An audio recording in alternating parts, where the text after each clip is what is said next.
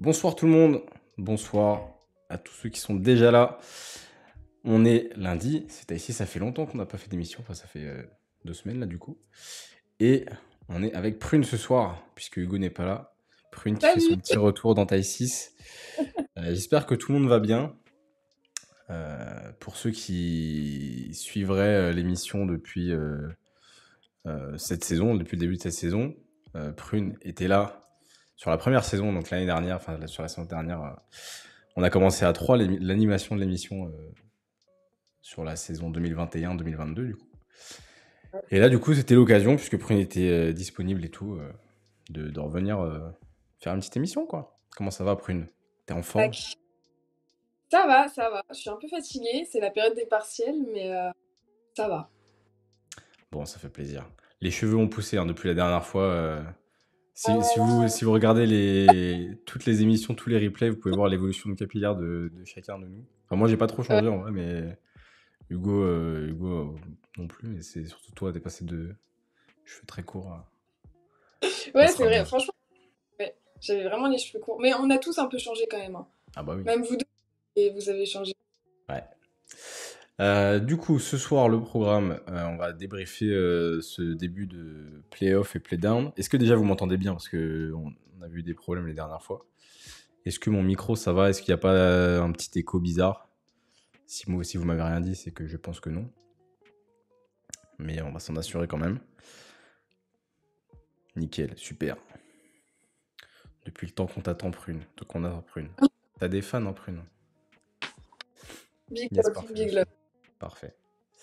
Donc oui, on va débriefer les playoffs, playdown, pas d'invité ce soir. Enfin, les périodes de playoffs, c'est un peu toujours compliqué, ou alors il faut avoir des joueuses qui sont éliminées, mais si les joueuses sont éliminées, ça veut dire qu'elles commencent déjà à partir soit en vacances, soit font d'autres choses et elles sont pas forcément disponibles. Donc voilà, mais ça permet en tout cas d'avoir le temps de pouvoir parler entre nous. La dernière fois, on avait eu Julie Vandelou il y a 2 semaines. Mais voilà, j'espère qu'on pourra réussir à faire des émissions là, repartir sur des bonnes bases de tous les lundis, parce que j'avoue qu'avec l'emploi du temps que j'avais de partir à droite à gauche tout le temps, c'était un petit peu compliqué de tenir le rythme. Mais, Le, mi- mais on s'en sort. De quoi? le mini. Ministre, ouais. Bah, Globetrotter, là, surtout, parce que purée, une fois on part à Prague, une fois on part à Tel Aviv, une fois on part à je sais pas où, à Monaco, à Lens. En fait, c'est jamais. Il n'y a jamais des destinations qui sont proches les unes des autres, donc c'est bien, bien fatigant. Salut Hugo, salut Bastou. Hop. Et ben voilà, on va commencer tranquillement. Si dans le chat vous voulez échanger sur les matchs à chaque fois, comme d'habitude, vous savez comment ça fonctionne. Et puis on va partir tranquillement avec le premier match. Alors là sur les templates, vous allez voir les scores des matchs qui ont eu lieu samedi. On va pas forcément tout vous refaire le débrief complet des matchs qui avaient eu lieu le mardi, je crois. Mais on va vous faire un petit récap global. On vous a mis les scores des matchs allés. Et le premier match, enfin la première série, c'était celle entre le SBVA, donc Villeneuve d'Ascq et Angers. Et Prune, pour ton retour, je te laisse la main. Comme à l'ancienne. Ouais, c'est ça. Donc, premier duel qui opposait du coup Villeneuve à Angers. Donc, on avait eu une victoire, une grosse victoire quand même de la part de Villeneuve à Angers même. Villeneuve qui avait bien dominé avec le duo Kamaya Knowles et Kennedy Burke, qui était auteur de 52 points donc à L2. Et une grosse défense qui avait mis en difficulté l'équipe d'Angers, qui en plus du coup avait perdu sa meneuse Alexis Peterson, qui est quand même l'élément majeur de cette équipe. Donc Alexis Peterson qui est parti faire un temps d'entraînement en WNBA. Et donc du coup sur le match retour donc, qui avait lieu à Villeneuve, Angers a quand même pu tenir la première mi-temps avec une équipe de Villeneuve qui menait de 2 points seulement à la fin du premier quart-temps et de 5 points à la fin du deuxième quart-temps. Mais voilà, c'est au retour des vestiaires que Villeneuve a pu creuser l'écart. Et puis l'équipe d'Angers qui a essayé de maîtriser un petit peu les joueuses du Nord, mais voilà, sans appel, c'est Villeneuve d'Ascq qui se qualifie pour les demi-finales.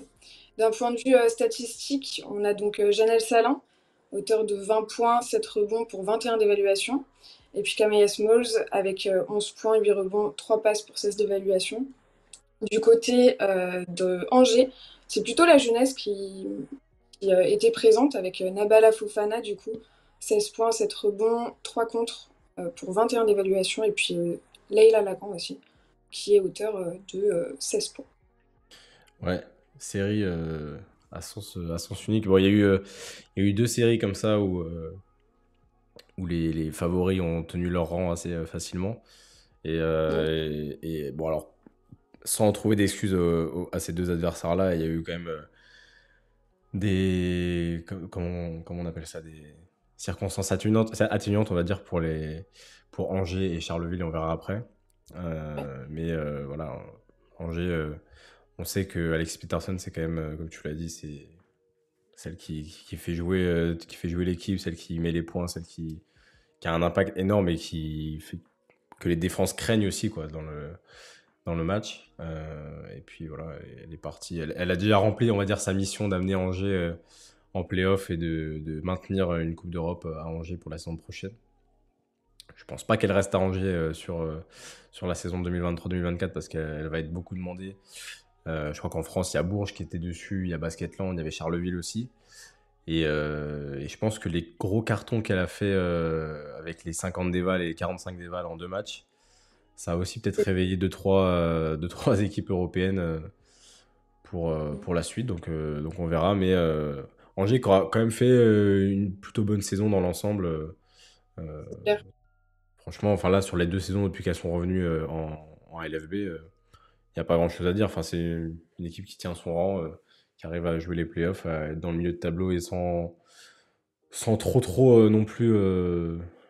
Voilà, même si c'était un peu chaud, mais je veux dire, elles se font pas plus peur que ça dans la saison. Donc, non, bonne saison d'Angers et Villeneuve qui continue sur sa lancée, qui tient sa route avec la MVP dans leur rang, Kennedy Burke, qui a été élu MVP de la saison.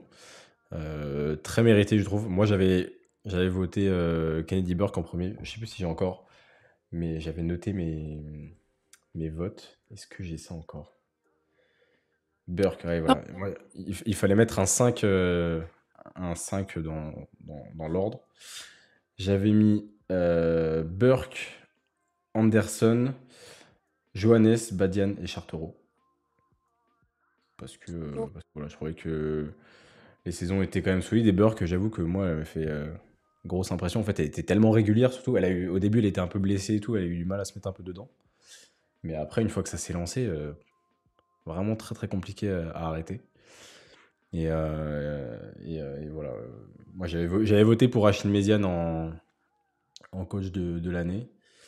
C'est David Gauthier qui a été élu coach de l'année. Ce qui n'est pas illogique non plus au vu de la saison de Lasvel qui fait quand même une saison en mode rouleau compresseur.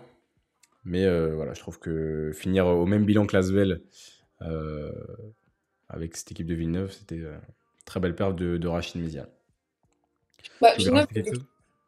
c'est quand même une grosse équipe. Et là, la logique est entre guillemets respectée. Après, forcément, Angers, ce qui est compliqué, au-delà du départ en lui-même d'Alexis Peterson, c'est vraiment que le jeu tourne un petit peu autour d'elle depuis 2 saisons maintenant.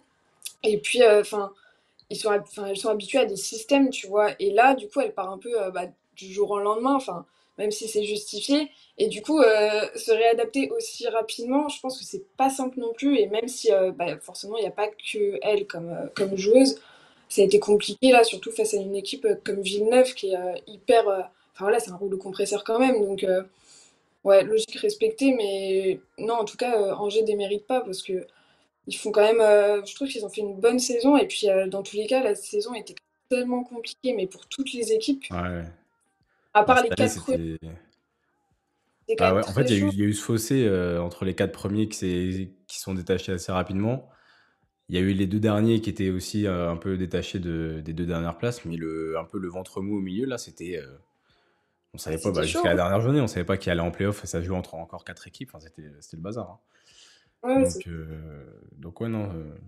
Angers peut être content à voir comment elles vont réussir du coup à reconstruire quelque chose sans Alexis Peterson, à voir si elles arrivent à retrouver une joueuse un peu sur ce profil-là.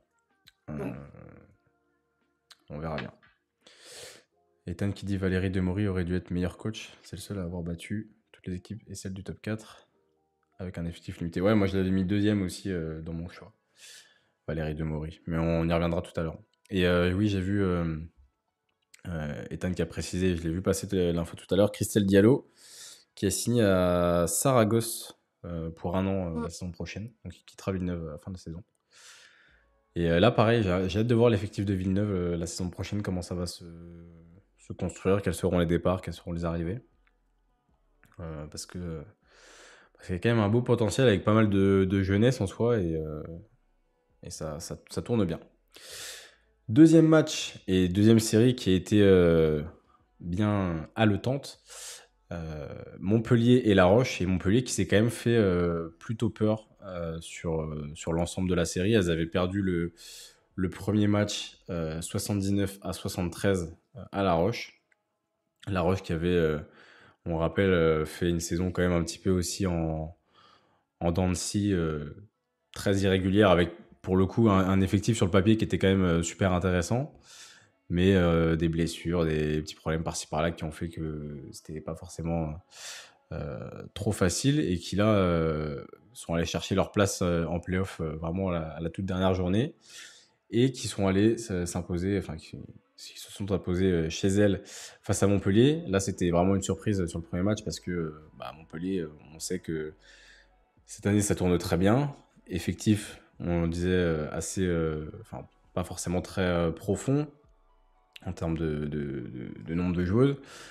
Mais on sait que ça tournait très bien avec des jeux hyper complémentaires et qui ont été bien limités par La Roche sur ce premier match. Il fallait donc qu'elles gagnent de 7 points au moins pour se qualifier. Et c'est ce qu'elles ont réussi à faire sur ce match 2. Je mets la petite vidéo qui était diffusée sur Sport en France. Et on a notamment une team Apouille qui a fait sur l'ensemble de la série une grosse série qui a été énorme. Elle avait mis 36 points au premier match. C'était son record. Là, elle en remet 30, mais ça n'a pas suffi. Pourtant, ça avait commencé assez fort et vous voyez là au score, c'était relativement serré. Et voilà, après, c'est surtout dans le dernier carton que ça s'est joué. La Roche qui a gagné 3 cartons sur 4 sur l'ensemble du match. Et Montpellier qui a réussi à bien revenir pour enfoncer le clou sur le dernier acte.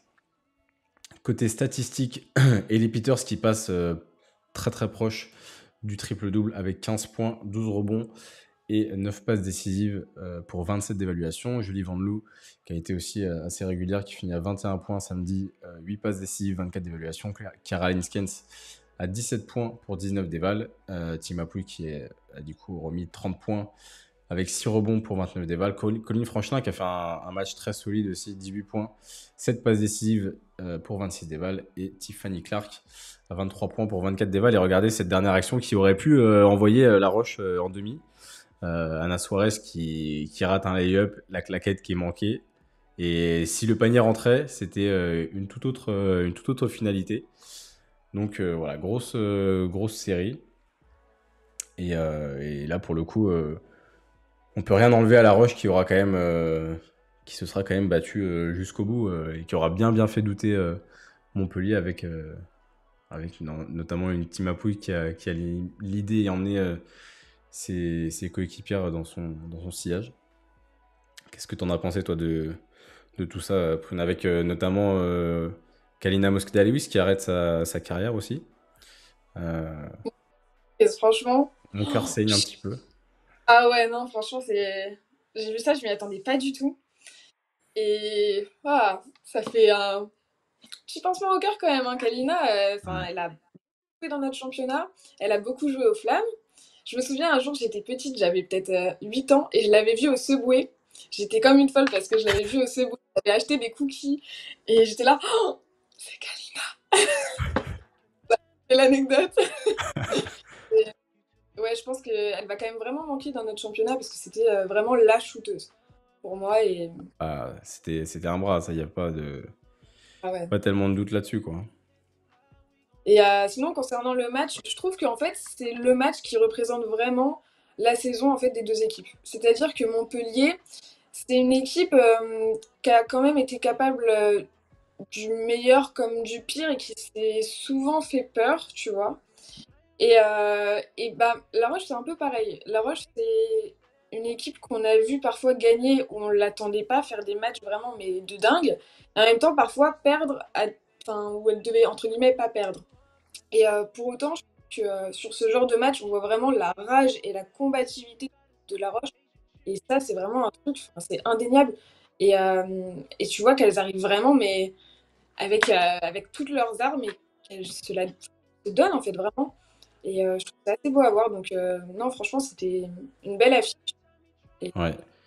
Ouais, puis malgré tout d'être au complet sur. Parce que je crois pas qu'elles avaient de blessés. Il me semble pas que tout le monde était là. ouais, je crois pas. Mais, euh, mais voilà, d'être là au complet pour attaquer cette phase-là avec.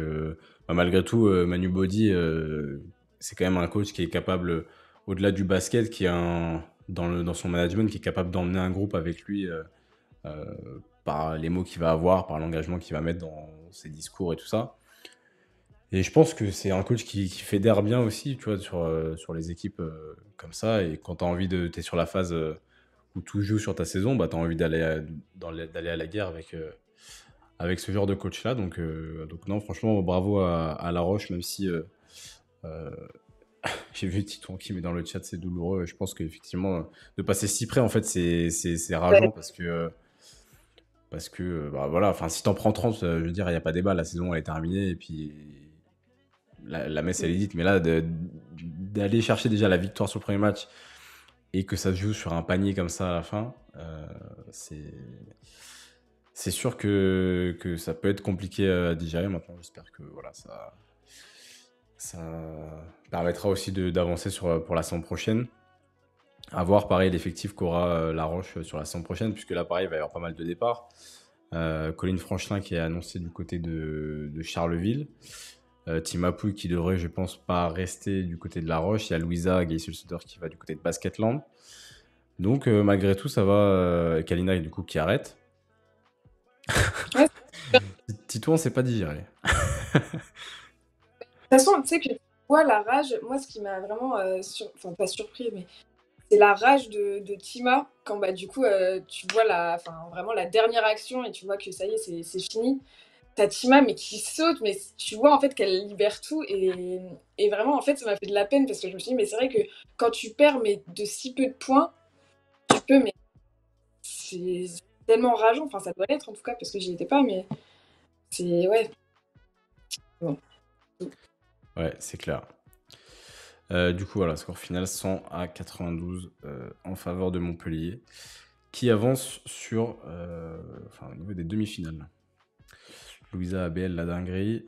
On a sué dans les gradins jusqu'au bout. Ah, je pense que ça devait être bien chaud. 16 ABL aussi, ouais, 16 Mackay du côté de Basketland. On en reparlera en fin d'émission, là, parce qu'il y a pas mal de nouvelles un petit peu qui sont sorties récemment, certaines qu'on a déjà évoquées, d'autres non. Mais voilà, et c'est vrai que Tima a fait quand même dans l'ensemble une très très grosse saison.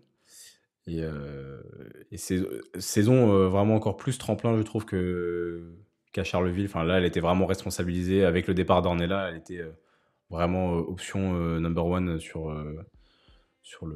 les choix offensifs notamment.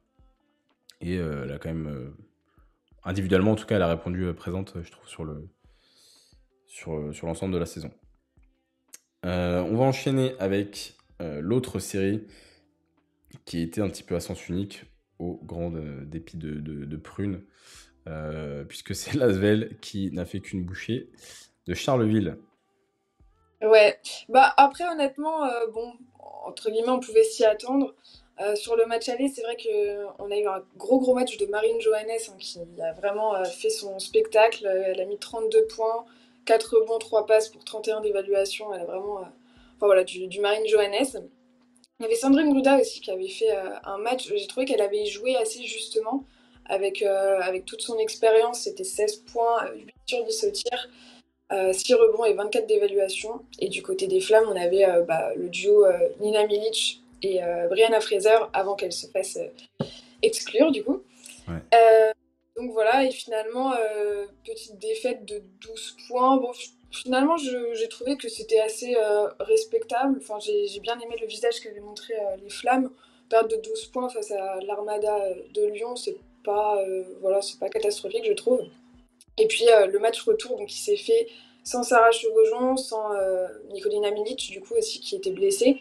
Et les Flammes, sans Brianna Fraser, qui avait Ouais. été lui aussi. Donc du coup, les Flammes qui se retrouvent à 6 joueuses pro, j'ai l'impression que voilà, c'est un peu toutes les saisons le même scénario, mais bon voilà, c'est tout. Et les Lyonnaises qui ont été très dures dès le début du match. Et du côté de Charleville, on va pas forcément réussir à trouver de solution. Donc Lyon qui a dominé tout le match, avec notamment une grande Elena Siak, 12 points, 11 rebonds pour 26 dévals. Donc elle a fait un bon match. Et sinon, c'était un jeu assez équilibré et plutôt réparti dans l'équipe de Lyon, avec également Blake Dietrich et Gabby Williams qui sont à 18 déval toutes les deux, mais également Alexia Chartereau, 8 points, 9 rebonds, 8 passes pour 21 d'évaluation. Dominique Malonga aussi qui a joué. Enfin voilà, en fait, c'est la force de Lyon, je trouve. C'est vraiment le danger, peut venir de partout. Et voilà, parce qu'ils ont quand même pas mal d'individualité. Et c'est ce qui pouvait aussi être un risque, je trouve, dans cette équipe. Et je pense que beaucoup en avaient peur, le fait d'avoir trop d'individualité. Et finalement, je trouve que ça matche bien. Et, euh, et ouais, ils réussissent à quand même bien se partager la balle. Et donc voilà, du coup, victoire plutôt logique de Lyon, qui va se qualifier pour les demi-finales. Et puis c'était aussi le dernier match du coup d'Ingrid Tancret. Il a vécu à Bonnet où elle avait passé ses dernières saisons. Donc c'était un peu comme Céline au Prado, c'était quand même un peu symbolique. Et puis bah, voilà.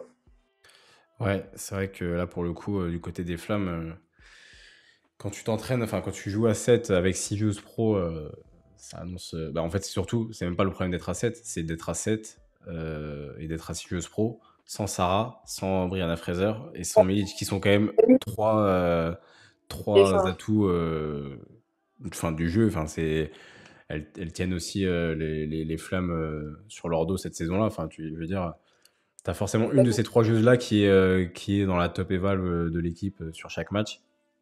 Donc c'était forcément un petit peu compliqué et effectivement comme tu disais l'Asvel assez équilibré et ce qu'on disait au début de saison et même avant la saison de se dire comment vont réussir à être enfin comment vont être gérées ces individualités là, c'est un peu Lyon, c'est un peu tout l'un ou tout l'autre, c'est-à-dire que quand ça marche très très bien.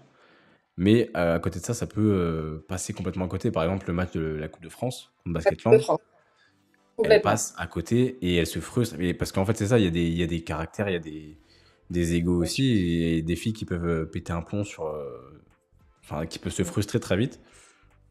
Et ça peut faire des matchs comme celui de la Coupe de France, mais à côté, elles peuvent faire un match comme contre le match aller de Galatasaray, où elles écrasent Ouais. tout et elles sont super en surconfiance et tout va bien, elles font des passes dans le dos, des trucs. Donc voilà, il faut que ça tombe bien. Et pour l'instant, enfin, elles ont quand même eu plus de très bons jours que de moins bons jours. Mais il faut faire attention parce que ces moins bons jours-là, ils peuvent faire une grosse descente dans la dynamique Ah bah selon oui. les équipes qu'elles affrontent. Donc, faut faire attention à ça. En tout cas, l'Asvel qui se qualifie plutôt sereinement pour les demi-finales et ça va être une belle série qui les attend. Et oui, je voyais dans le chat, ça parlait de Marine Johannes, les tirs qu'elle met sur le match 1, c'est trop. Moi, alors pour le coup, j'ai pas pu voir beaucoup les matchs, j'ai vu que Franchement, des morceaux et tout.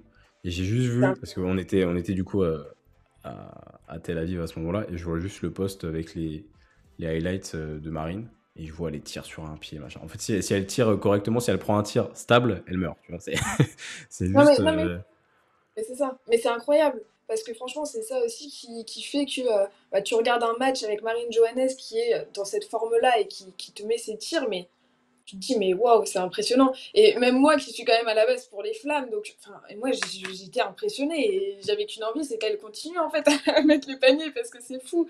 Et tu vois ça et t'es juste impressionné et tu te demandes comment elle fait. Non, c'est fou. Ouais, et du coup, l'Asvel qui affrontera Bourges, qui s'est qualifié face à Basketland. On avait eu un match aller bah voilà, qui s'est terminé sur le score de 70 partout dans une salle j'ai perdu le nom, la salle Mitterrand, pardon, qui était bien chaude où voilà, ça avait fait un petit peu jeu égal et Yvonne Anderson et Sarah Michel n'étaient pas là puisque Yvonne Anderson s'était fait mal juste avant le début des playoffs sur le tout dernier match, je crois. S'était blessée à la cheville. Sarah Michel, c'est un peu plus long. C'est pour ça que d'ailleurs Taylor Wurtz était arrivé. Et donc Basketland qui avait réussi à- voilà, à tenir Bourges pour y croire hein, sur le deuxième match au Prado. Et d'ailleurs, Ivan Anderson qui est revenu sur ce match-là, c'était un peu le match le plus attendu de ces séries-là, puisque on savait qu'à l'issue de ce match-là, soit Élodie Godin, soit Céline Dumerc prendrait sa retraite. Ça a tourné en faveur d'Élodie Godin qui pourra continuer à jouer quelques matchs de plus, au moins deux. Et c'est Céline Dumerc qui a arrêté sa carrière sur une défaite un petit peu amère, je pense. 86-59, score sans appel en faveur de Bourges, avec notamment, je voyais qui c'est qui disait dans le chat, Ethan, qui disait une Polinasti qui a démontré tout son talent sur les deux matchs, et c'est vrai qu'elle a fait une belle série sur le match, sur ce match 2 avec Kayla Alexander. Enfin, c'est le secteur intérieur qui a dominé globalement. Kayla Alexander, 18 points, 10 rebonds pour 26 d'évaluation. Je vous ai pas mis la petite vidéo d'Antoine. Hop. Tac, tac, tac. Voilà. Donc, je disais Kayla Alexander, 26 d'évaluation. Andy Miem qui a fait un bon match, 17 points pour 22 d'évaluation. On a Elodie Godin qui met 15 points. Annelies Stenberga, 11 points, 9 rebonds, 16 d'évaluation.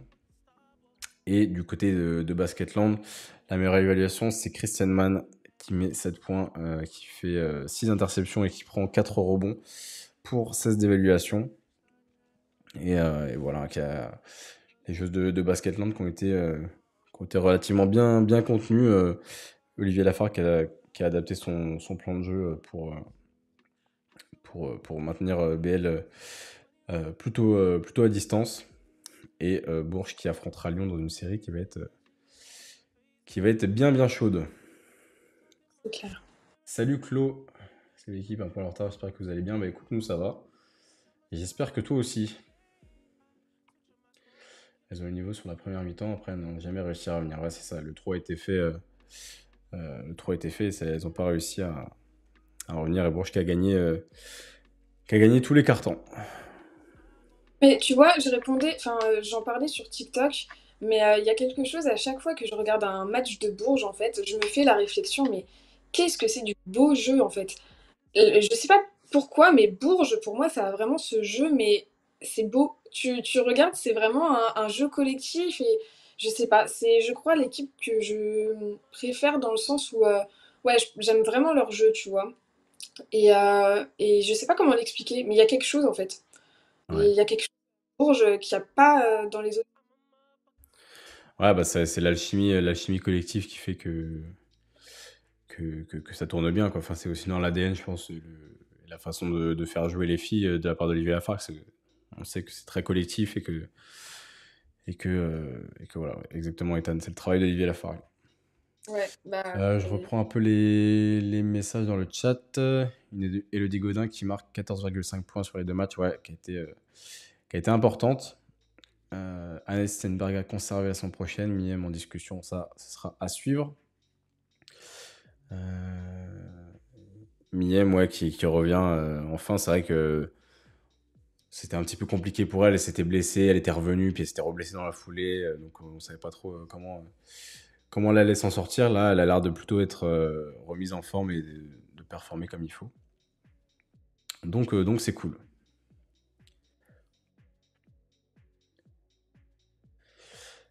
En attendant le match de Bourges, je passe une seconde sur les Flammes, 44-14. Je me demandais si le Saint-Etienne avait encore pété les plombs. Ouais, c'est vrai que sur les Flammes, ça avait été compliqué pour elles, mais encore une fois, on disait qu'elles étaient 6 joueuses pro avec 3 joueuses majeures en moins. Ça rend les choses plus dures. Ouais, puis Nina Milic, c'est vrai que bon, on a eu ce duo vraiment Nina Milic et Brianna Fraser là toute la saison, mais je trouve que Milic a été quand même, je sais pas, il y a quelque chose chez cette joueuse déjà, elle a une régularité. Il n'y a Ouais. pas un match qu'elle a vraiment entre guillemets, enfin un match sans quoi. Elle a toujours été hyper régulière et Ah, puis c'est elle est une joueuse qui, intelligente. ouais, elle est présente partout et je trouve qu'on a eu de la chance. Je sais pas où est-ce qu'elle sera l'année prochaine. Je sais pas si elle va aller dans un autre pays ou je sais pas du tout. Mais on a eu de la chance, je trouve, de l'avoir là dans notre championnat parce que c'est vraiment une très bonne joueuse et j'ai été très contente, tu vois, de l'avoir évoluée ici. Bah ouais, non, mais c'est une joueuse ouais, qui est intelligente et qui sait se rendre utile un peu, en fait, peu importe le match qu'elle va faire, même si elle met pas, si elle est pas dans le scoring, elle va prendre des rebonds, elle va faire les écrans en retard qu'il faut. Enfin, c'est tout bête, hein, mais ça peut. Les bons matchs peuvent se traduire aussi avec des trucs qu'on voit pas forcément dans les stats. Et voilà, ça va être des rebonds, le bon écran au bon moment, la petite passe qui va aller bien. Donc, Mm. à voir où est-ce qu'elle atterrira la saison prochaine, mais pas sûr qu'elle reste à Charleville. Donc, Ouf, donc on verra. je pense, je pense pas. Et enfin, honnêtement, je ne lui souhaite pas. Enfin, je pense qu'elle peut vraiment. De toute façon, avant, elle était dans une équipe d'Euroleague, alors je ne sais plus laquelle. Je sais plus, je crois qu'elle était en Espagne juste avant.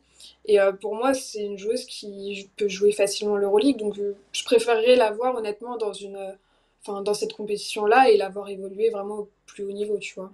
Ouais.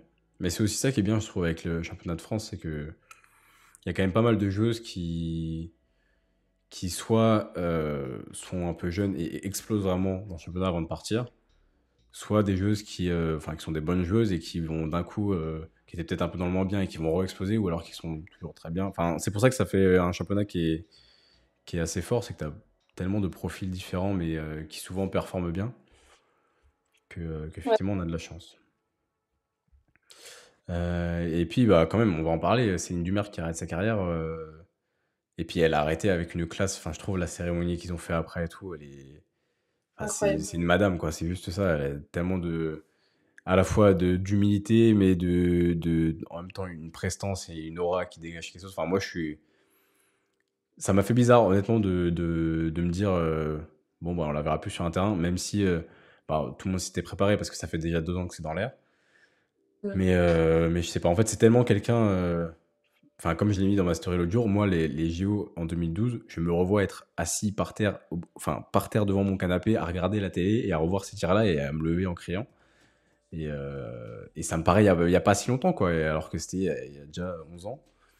Euh, et en vrai, je suis tellement.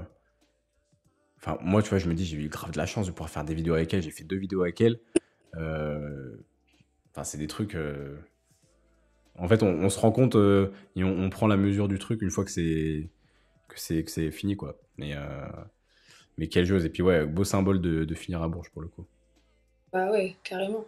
Mais moi, de toute façon, on en avait parlé tous les deux, mais par rapport au JO, moi, c'est pareil. Quand elle a dit, oui, ça fait 7 saisons que je suis partie de Bourges, je me suis dit, hein, 7?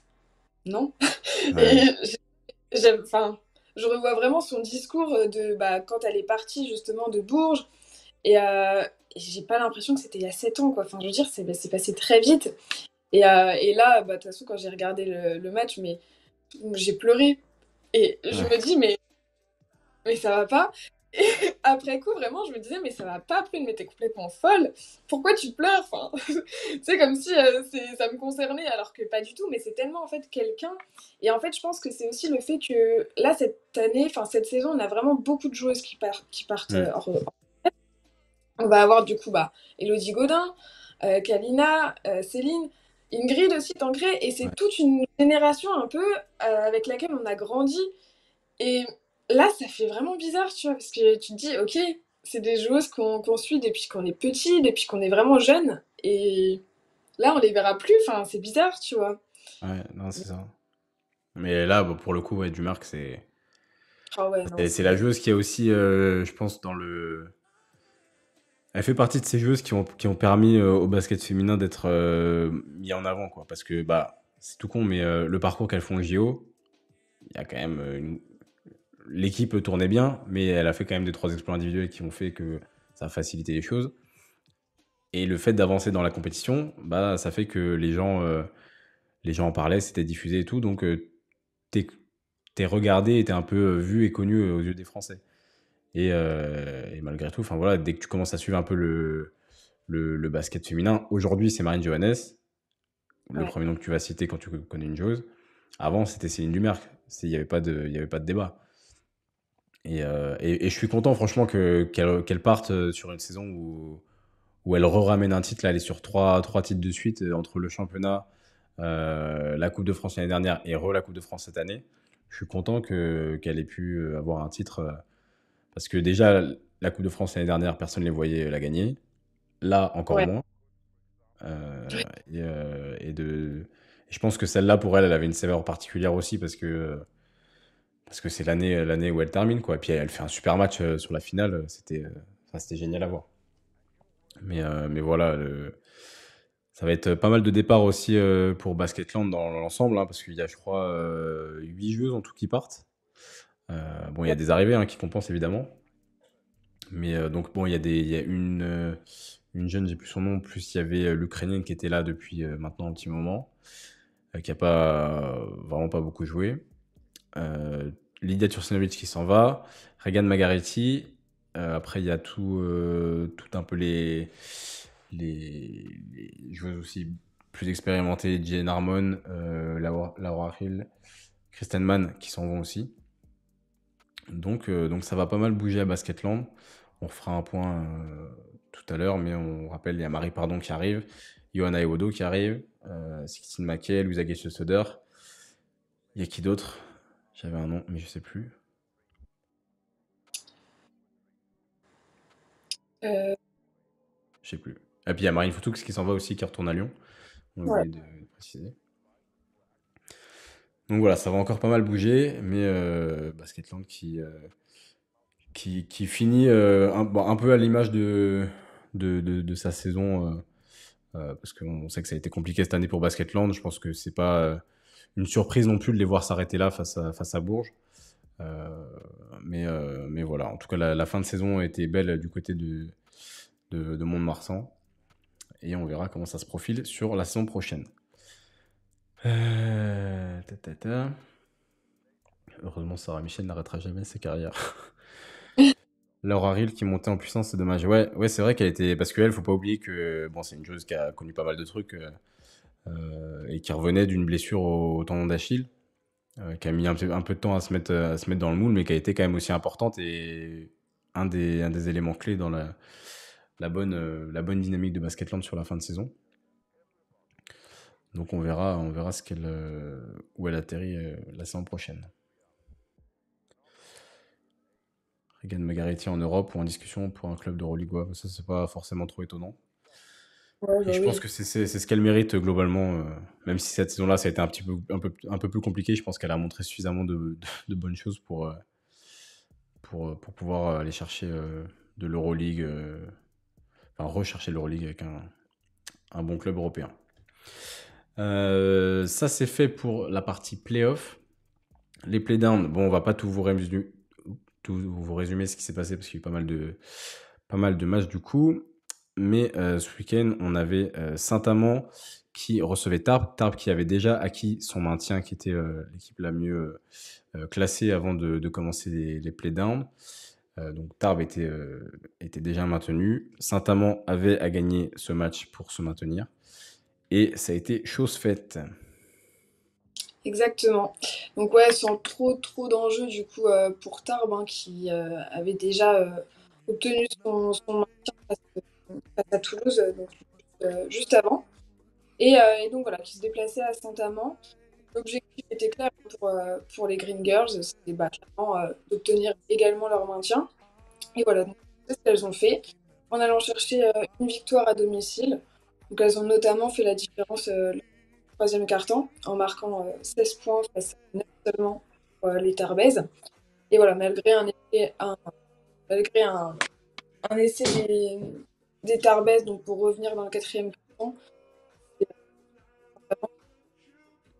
notamment qui a été emmenée notamment par Pauline Littard, donc, qui est au Rachidum également, avec 12 points, 10 rebonds, 3 passes pour 15 défaites. Et du côté de Tarbes, à Tadic avec 19 points, 4 rebonds pour 24 évaluations.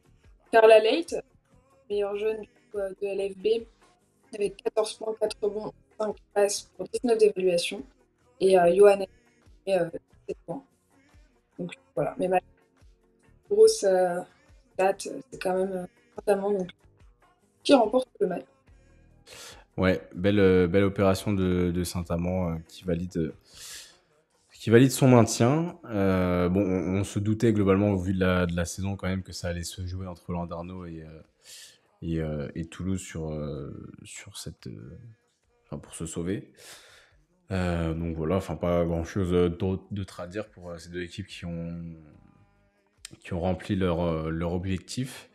On sait que c'est jamais évident, hein, que les playdowns, bon, même si là Saint-Amand et Tarbes étaient mieux classés, bah, c'est toujours un peu le deuxième championnat qui commence où c'est de la survie et où le mindset est plus le même parce que tout le monde enfin vraiment ça commence, c'est un autre championnat quoi. Et surtout que Tarbes avait perdu son premier match de playdown, donc je pense que dans les têtes il y avait un petit truc en mode on va faire attention quand même. Elles avaient réussi à gagner leur deuxième match à domicile. Donc là, je pense que pour Tarbes, ça va être plus jouer tranquille, pas se blesser notamment pour celles qui vont avoir après des échéances derrière. Mais ça va se jouer entre Toulouse et Landerneau.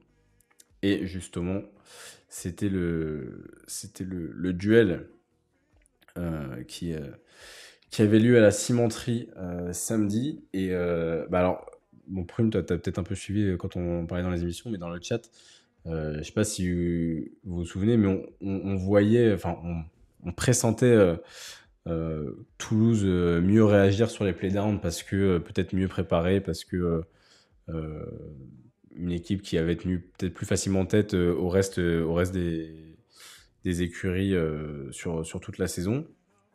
Les deux équipes se sont renforcées avant la fin de la saison régulière. Et on savait que ça allait être intéressant. Et au final, bah, il s'avère que Landerneau, eh ben, ça tourne quand même pas trop mal.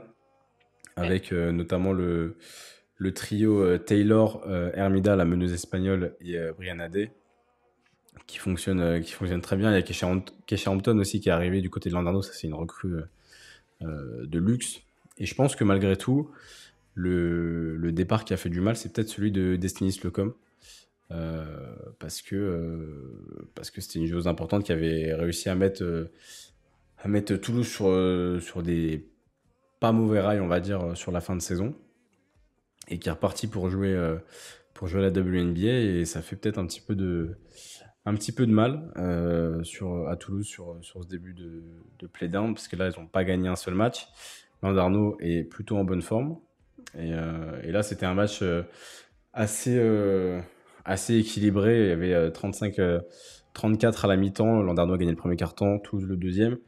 Et Landerneau qui a réussi à faire un écart d'une dizaine de points dans le troisième quart-temps. Et à le maintenir, en tout cas pas le perdre jusqu'à la fin du match. Et qui du coup se rassure un petit peu. Pour vous redonner le classement rapidement sur les playdowns. Donc Tarbes et Saint-Amand sont à 6 victoires, 3 défaites. Donc ça, c'est acté. Landerneau est à 4 victoires pour 5 défaites. Et Toulouse a 2 victoires pour 7 défaites. Donc on rappelle, les playdowns, ça prend en compte les matchs de la saison régulière entre ces équipes-là, plus les matchs de playdown qui vont être là, enfin qui se jouent. Donc ça va se compliquer pour Toulouse, parce que s'il y avait bien un match à pas perdre, c'était celui-là. Donc à voir. Mais c'est vrai que que ça peut être compliqué pour Toulouse. Je sais pas ce que tu en penses, Prune, mais en tout cas, les recrues landernéennes ont plus d'impact sur cette deuxième phase que du côté de Bah, Toulouse. c'est vrai que là, en fait, sur cette période du coup de play-down, Landerneau, j'ai l'impression que enfin, c'est une toute autre équipe que ce qu'on a pu voir pendant la saison. Et un peu pareil pour Toulouse, en fait, finalement. Et bah, c'est vrai que là, je me dis, vu la forme de Landerneau, bah, pour moi, Landerneau va quand même réussir à continuer à aller chercher des victoires. Mais franchement, ça me fait un peu de peine pour Toulouse. Mais en fait, je dis ça, mais si c'était Landerneau à la place de Toulouse, ça me ferait de la peine pour Landerneau aussi. Je trouve Ouais, que, enfin, ouais, c'est compliqué. Je pense aucune des deux ne mérite, entre guillemets, d'être, bah, de retourner en LF2. Mais ouais, à voir. Après, je pense que ça va être un peu compliqué pour Toulouse, là. ouais, Toulouse qui pourrait faire du coup l'ascenseur d'une saison à l'autre. Mais ma foi, on verra ce qu'il en soit. Je sens le déjà vu arriver avec Charnay qui va reprendre sa place et Toulouse qui descend. Peut-être on va en Ouais, reparler justement tout à l'heure de la finale de LF2 qui aura lieu. Juste avant, on va faire un petit. On s'est fait un petit 5 MVP premier tour de playoff, on va dire. On n'a pas fait encore sur les pédants parce que c'est pas terminé. Mais Prune, je te laisse présenter ce petit 5 qui a quand même une belle allure. ouais. Donc du coup, en meneuse, donc on a mis Julie Van Loo avec une moyenne de 16,5 points, 1,5 rebonds, 7 passes et 18,5 d'évaluation donc sur les deux matchs. Donc voilà, la meneuse du BLMA qui s'est déjà retrouvée plusieurs fois dans les 5 de taille 6 hein, cette saison, je crois, si je me trompe Ouais, pas. ouais, ouais. Et, à juste titre, hein, parce que voilà, c'est une joueuse qui a été plutôt régulière cette saison avec son équipe. Ensuite, poste 2, donc on a mis Tima Pouille, qu'on a également mis en MVP. Donc même si finalement c'est pas son équipe qui se qualifie pour les demi-finales, elle a été tellement importante et tellement bah, elle a fait deux gros matchs en fait. De moyenne, c'est 33 points, 6 rebonds, 1,5 passes et 31 d'évaluation. Avec le premier match à 36 points et le second à 30 points. Donc c'est quand même assez impressionnant. Ensuite, du coup, donc, nous avons mis Kennedy Burke avec une moyenne de 20,5 points, 5,5 rebonds, 3 passes, 26 d'évaluation. Donc la MVP du championnat, à l'image de sa saison, hein, qui a été précieuse sur ces deux rencontres de playoff. C'est 31 points et 38 d'évaluation sur le match aller.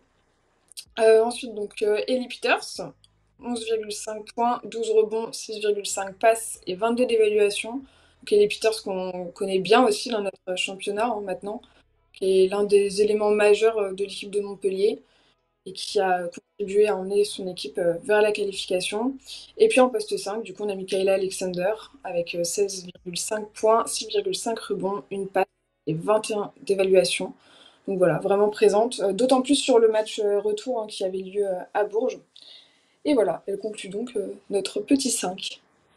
Ouais, ouais, ça fait un joli petit 5. Euh, Ethan, ouais, il y avait effectivement de la discussion. En plus, d'habitude, on met pas trop de joueuses qui ont perdu dans le 5, mais là, bon, Timapou, ça passait quand même pas loin, et il faut dire qu'elle a quand même été ultra importante. Et c'est vrai que bon, Pauline Astier aurait eu sa place aussi. Enfin, de toute façon, c'est toujours Oui, le grand débat, nous, dans le groupe WhatsApp qu'on a, de savoir qui on met à chaque journée, parce que selon les journées, il y a deux ou trois joueuses qui pourraient aller au même poste. Donc, il faut voir les débats qu'on a hein, d'ailleurs. Hein. On a des sacrés débats pour choisir le 5, ouais. souvent. C'est compliqué. Mais ouais, non, là, Chima, enfin, pour moi, elle méritait vraiment d'y être. Et on avait pensé aussi à Marine Johannes qui a fait un sacré match aller, mais le match retour était un petit peu moins concluant, on va dire. Donc du coup, c'est vrai que Oui, puis enfin, bon, oui, elle a eu un gros impact sur le match 1, certes, tu vois, mais là, c'était. Enfin, je veux dire, le collectif de l'Asvel avait un peu pris le dessus aussi.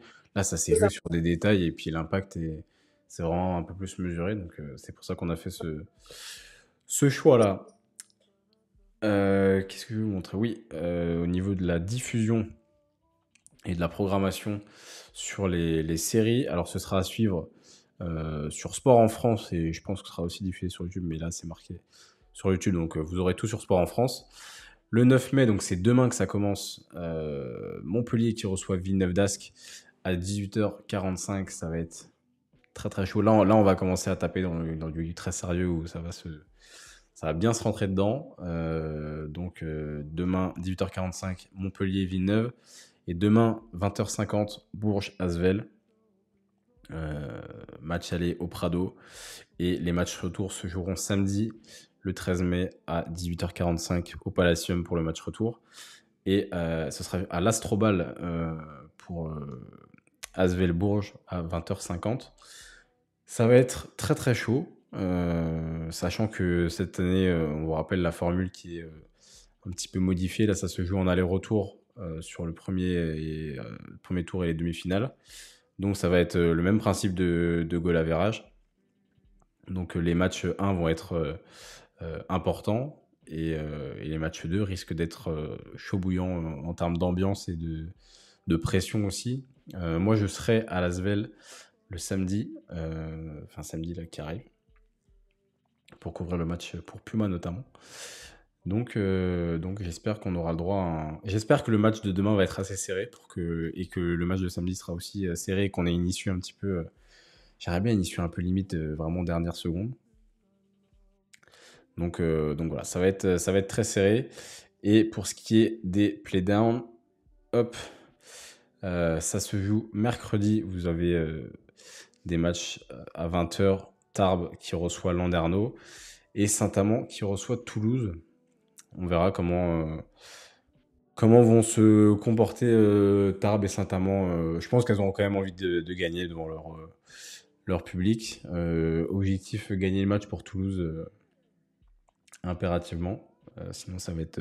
Là, si Toulouse perd et que Landerneau va gagner à Tarbes, ça va vraiment, vraiment se compliquer pour Toulouse.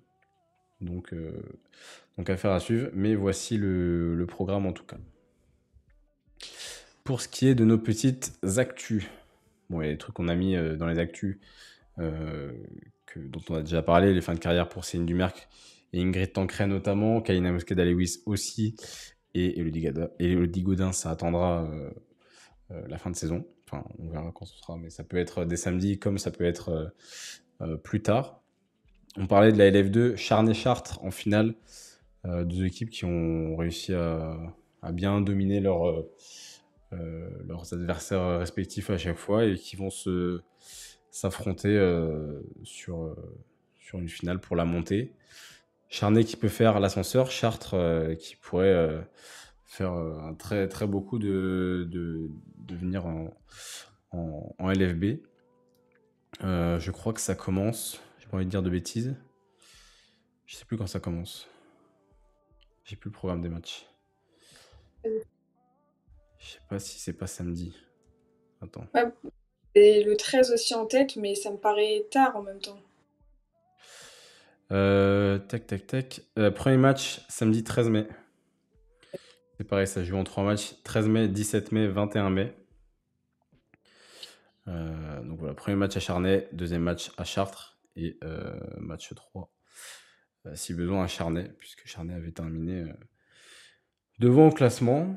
Et ce serait fort de la part de Charnay de pouvoir remonter directement, parce qu'on sait que autant faire l'ascenseur dans un sens, c'est-à-dire monter et redescendre, ça peut être... je vais pas te dire que c'est facile, parce que bon, c'est pas ce que les équipes cherchent, mais c'est plus fréquent que de faire le descendre et remonter direct, parce qu'on sait que c'est jamais facile. Et là, Stéphane Leit qui pourrait faire un beau coup. On sait que Charnay, il y avait quand même pas mal de joueuses qui avaient de l'expérience, notamment en Ligue, qui étaient là-bas et c'est aussi pour ça que ça tourne pas trop mal. Et puis Chartres, beau collectif aussi qui tourne bien. Donc on verra qui s'en sort. Normalement, non, la semaine prochaine, on aura déjà eu un match sur la finale qui donnera un peu le ton.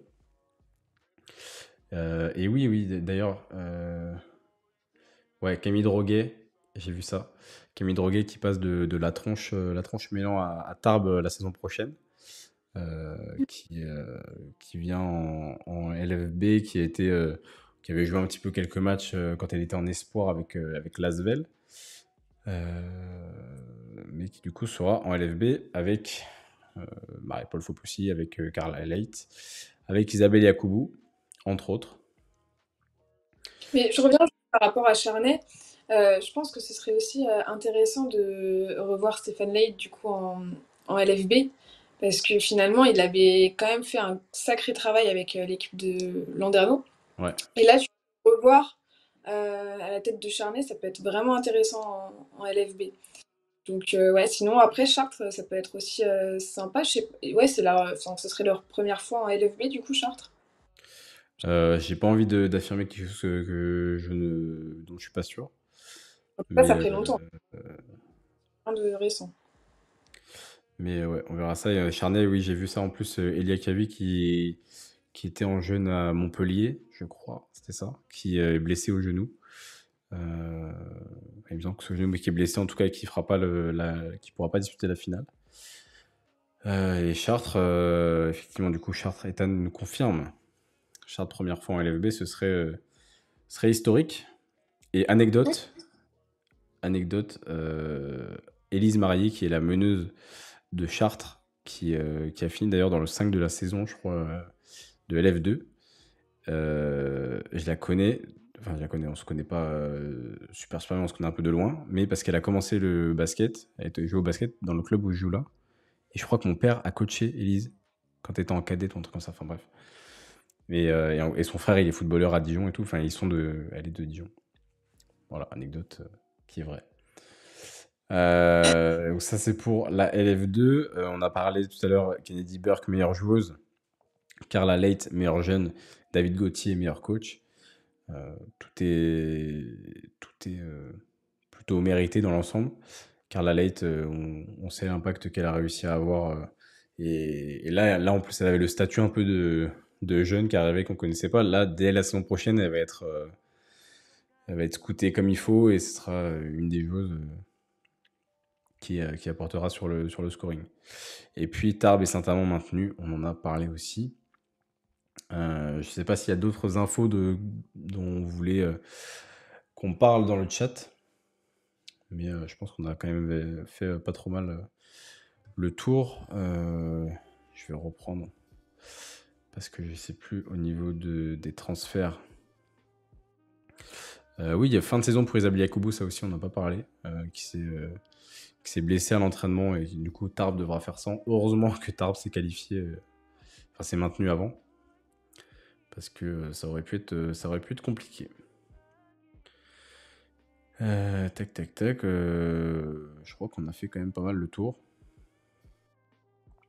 L'anniversaire de notre super prunette qui arrive. Bah oui, c'est bientôt. J'ai même mis un truc dans mon calendrier.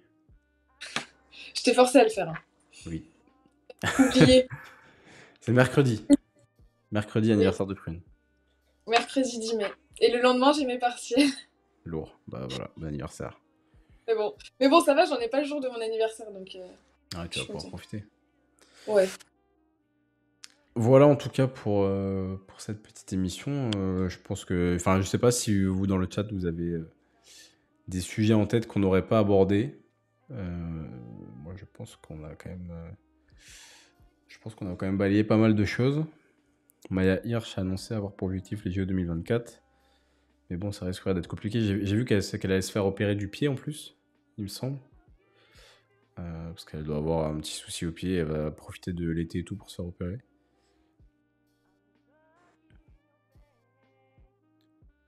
Ça tombe toujours pendant notre anniversaire. J'ai un oral pour le mien jeudi.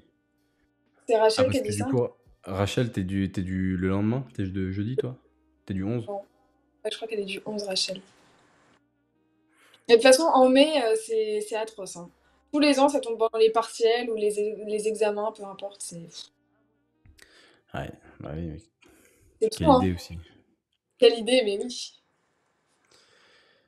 Je vois Benji qui dit avec ses prestats, Timapouy pourrait être sélectionné en EDF pour l'Euro. Elle est dans la liste, je crois. Je suis en train de reprendre la. Est-ce qu'elle y est? Oui, elle est dans la liste des 23 joueuses.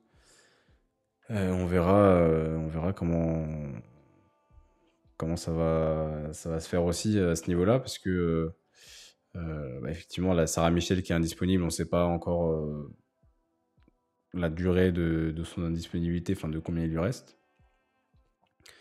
En tout cas, il y avait un groupe de 23 joueuses qui avait été établi, avec quand même. Moi, je suis pas inquiet. Quand je vois les 23 joueuses, je me dis que globalement, peu importe ce qui tombera, je serai satisfait.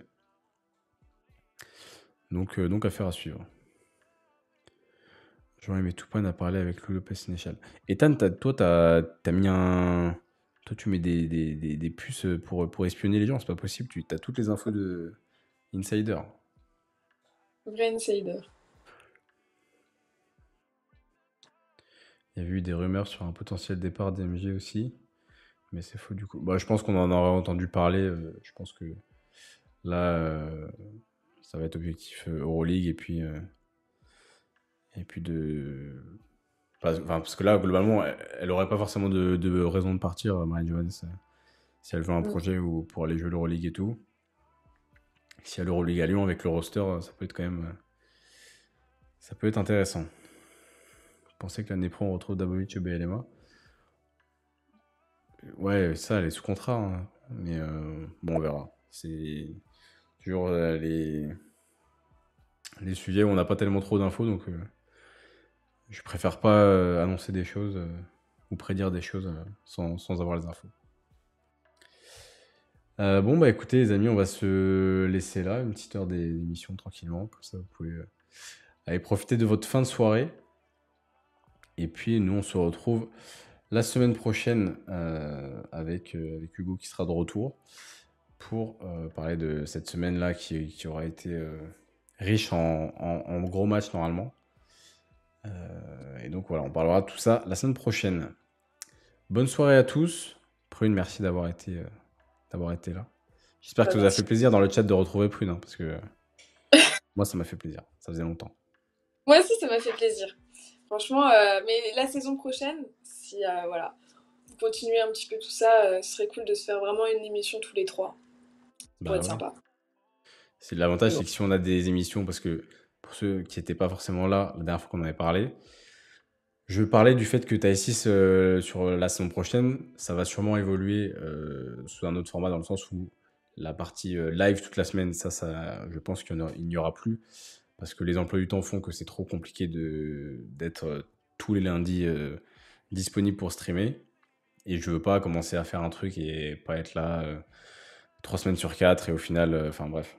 Je veux pas que ce soit trop irrégulier, donc je préfère qu'on se fixe, par exemple, un ou deux lives par mois avec, je sais pas, où on planifie, comme on avait fait avec Gabi la première fois, par exemple, où on se dit, bah tiens, pendant 1 heure et demie, on est juste avec une joueuse et on parle de plein de choses. Et que ce soit un peu plus voilà, du ponctuel, mais que on puisse kiffer, qu'on puisse être peut-être tous les trois, voilà, pour se retrouver. Au moins, ça permettra d'accorder les emplois du temps de chacun. Parce que ce sera pas forcément le lundi et ça peut permettre de le faire à plein d'autres moments, juste si c'est prévu un peu plus tôt. Mais voilà. Donc, en tout cas, merci Prune d'avoir été là. Et puis, nous, on se retrouve la semaine prochaine. Bonne soirée, tout le monde. Ciao, prenez soin de vous. Bisous!